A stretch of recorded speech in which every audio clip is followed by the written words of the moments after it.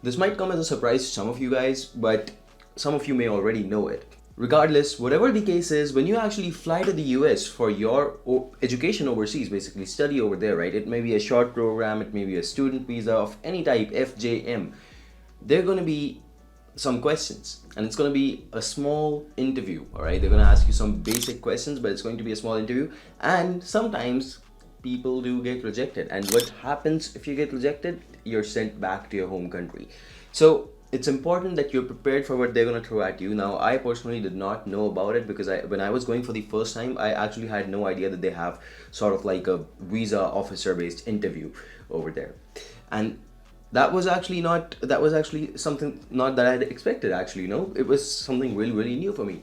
But regardless, if you're confident, you can get through it. You may not even know about this interview, but you can get through it. But worst case scenarios, you can get rejected. So why not prepare for it? And that's why I'm making this video for you guys. So let's talk about the most common 5 questions that you would face on the day when you actually entered the United States. It's called the port of entry immigration interview. So basically there's going to be a CBP officer, right? Customs and Border Protection officer, who is going to be interviewing you. They're going to be asking you some questions at the airport, and they're going to be understanding whether you should be, of course, they're going to be actually not just understanding, they're going to be deciding whether you should actually be allowed into the US or not. All right, so let's take a look. The first question, and of course this is a very common one, is what is the purpose of your visit to the USA? Now, a lot of you guys may actually stutter a little bit. You're not expecting that interview, right? So that's okay, but if you're watching this video, I want you to be confident. I want you to know that it's a short interview. You don't need to worry about it so much. You've gone through 99% of these steps, and this is the last 1%. Chances of rejection are already very low, right? So tell them the purpose very, very clearly. Officer, I'm going to be studying an MBA degree at USC, right? Whatever university you're going for, whatever program, whichever airport you're going to, right? Tell them the actual truth. Okay, now a lot of you may ask questions like, hey, I'm visiting my aunt, etc., etc. I don't enter towards the nearest airport. Basically, I don't enter from the nearest airport, right? And I'm going to my relatives first.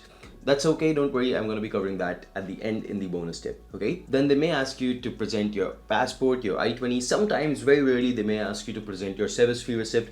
You should have these documents handy with you, okay?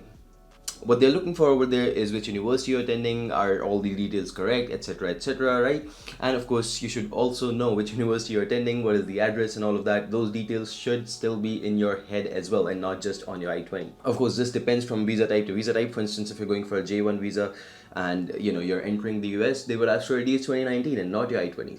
Remember, it's for all the student visas out there. They may ask you a question which is very, very important over here. Where will you be staying? Now, this is actually almost a trick question. You do not want to show that you don't really have any plans, or you don't really know where you'll be staying. You're gonna have to give them an address, so you better have something ready. And that's why we highly advise students to actually arrange for their housing before they fly to the US. So it's very important that you have something over there, right? I mean, you can't just give the university address over here. I know you've given it in a lot of places to get at this stage, right? But right now, at this moment, you should have at least one address that you believe that you're going to be renting, or this is the place that I'm going to be staying. Because when you enter the airport, they don't expect you to go to an Airbnb or find renting space at that moment itself, because it doesn't happen so quickly in the US as it may happen in some of the other countries. In fact, in India especially, what you can do is you can basically just land at any airport, and then you can look for housing, and within 1 or 2 hours sometimes you can even find the housing that you want, and you would find someone who's renting it out. But that's not the case in the US. You have to have a lease and everything. So make sure that you know the address of the place that you are going to be staying in. It's very important, guys. Question number 4 is, how often do you visit the USA? Now this, again, they may or may not ask it. Sometimes they would see that your passport has been stamped for the first time. Sometimes they may still ask it because passports can be renewed. They may not have your older passport, etc. Tell them very, very confidently, if you've ever visited the United States, right? Tell them, okay, I have visited the US twice before. I visited once 4 years ago, and the first time I ever visited was when I was really, just a kid, and that was when I was like 4 years old. So something of that sort, right? You can basically formulate a very good answer, but be confident. Whatever you say, be confident. Tell them the truth, all right? And even if there are complications in your case, tell them the truth. Don't try to hide the truth or conceal it or give simplistic answers. Finally, they may even ask you the name and contact details of your DSO, right? Basically the point of contact that you may have from the university, right? Who's basically managing your admission. So be familiar with that, right? You should have their email ID at least, you should have their phone number at least, right? It would really help if you have these two things.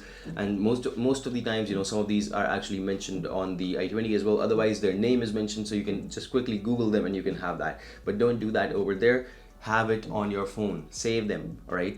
So even if you don't remember them in your head, at least have them on your phone. It's very important. Now, this is not an exhaustive list of questions. Trust me, they may ask you some other questions, but those will also be very basic, and everything that you answer should actually kind of rotate towards the pointers that I've given you over here. Of course, the only point over here that I want to make is be confident, and of course keep the tips that I gave you in mind. And bonus tip over here, if you're entering through an airport, let's say you have to go to University of California, Los Angeles, and you're entering not through the JFK, the closest airport to that university, but you're entering from, let's say, an airport in New York, right? That's completely okay. That is completely okay. You can actually tell them that, look, I'm going to be staying with my relatives for the next 2 weeks before my program starts, and after that, once my program starts, I'll be moving to the university, right? So it's okay to mention at this stage if you have relatives in the US. I know that during the visa interview you have a lot of doubts, whether you'll be rejected, etc., etc.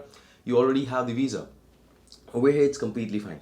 Worst to worst case scenario, guys, if you don't really answer these questions properly, or they do not think that you are going to a good enough university, a lot of times the university ranking is too bad, etc., and they just have their doubts. Is this person really going to the US to study, or are they just trying to enter and stay over here illegally after that? So they may actually put you towards a secondary interview, essentially a secondary officer. Now this one will be in a closed room. They will basically take you towards a closed room, and it won't actually be in the open, just like this one, at least the CBP officer, the first one, right? The primary interview is really quick. Usually the officers are friendly, but just in case they don't like what they see, they would send you towards a secondary inspection, wherein again they may check your luggage, they may check your details, like they may check actual details. Hey, have you paid the MRV fee? Have you paid the service fee? Have you done this? Have you done that? Can you present this document? Can you show your class 12 mark sheets, right? Can you present your transcripts? They may actually ask you for anything at that point.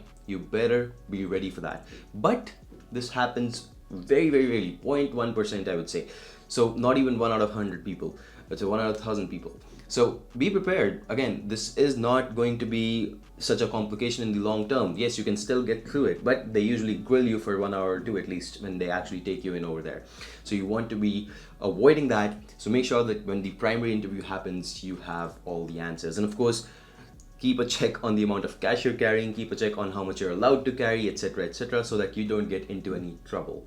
All right, remember, you do not have rights to an attorney at this point in time during this interview, so it would get difficult if you need someone's help. You're gonna have to get yourself out of this, so be confident. That's the only key. And remember, there's a lot more information just like this on our Instagram page. In fact, we just hit 50K yesterday. I hope that you go ahead and join our family over there, because there's a lot more coming. A lot more content like this in the shorter form on Instagram. Thank you so much for watching this video. I'll see you in the next one.